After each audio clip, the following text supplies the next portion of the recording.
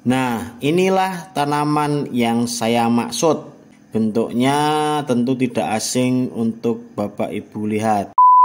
Assalamualaikum warahmatullahi wabarakatuh. Sedulur tani, mungkin Bapak Ibu bingung dengan penyiapan lahan ini harus bagaimana, pertama harus bagaimana. Nah, pada kesempatan kali ini saya ingin mengajak Bapak Ibu untuk mempersiapkan belajar mengenai apa-apa yang harus kita pelajari sebelum menanam.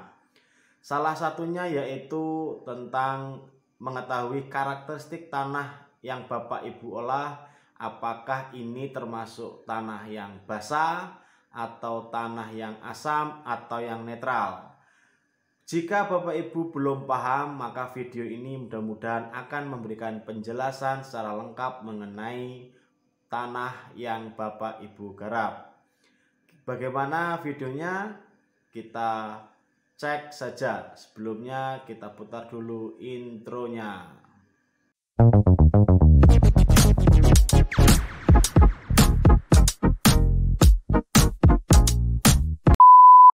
Keasaman tanah disebut juga sifat kimia tanah yang memiliki keseimbangan antara asam dan basa dalam tanah.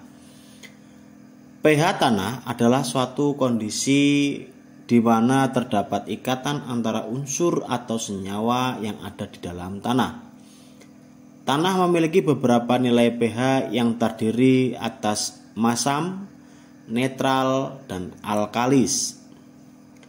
Nilai pH yang netral adalah 7. Pada keadaan ini banyak unsur hara yang dapat larut dalam air, sehingga dapat mempengaruhi tingkat absorpsi unsur hara untuk tanaman.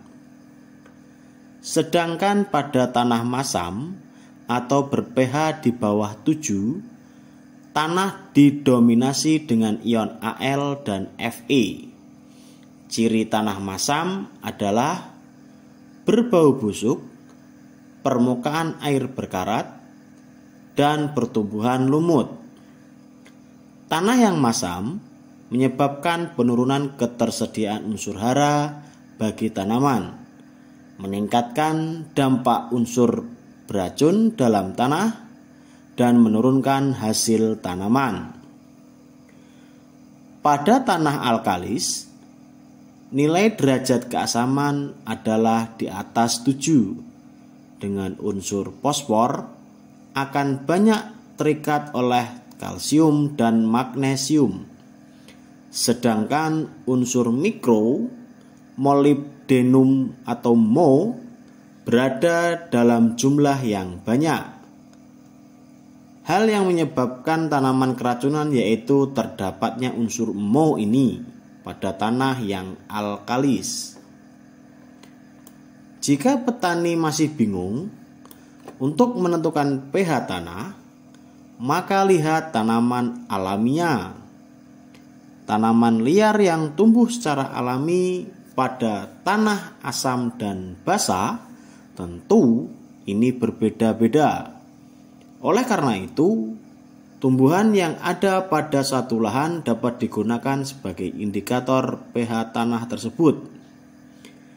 Dengan cara ini, kita dapat mengetahui apakah tanah tersebut asam atau basa hanya dengan memperhatikan tanaman yang tumbuh di atasnya.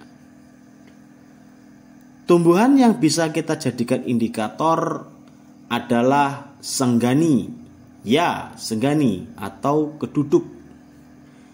Jika suatu lahan banyak ditumbuhi tanaman tersebut, maka mengindikasikan bahwa tanah pada lahan tersebut memiliki kadar pH rendah atau masam. Demikianlah ulasan topik kali ini mengenai persiapan lahan dengan mengetahui apakah lahan itu termasuk basah, netral, ataupun asam.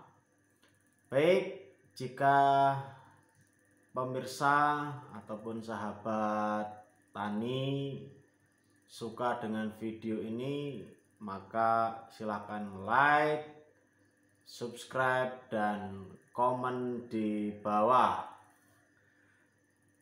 Jumpa lagi ke depan dengan topik baru, dan saya ucapkan bye-bye.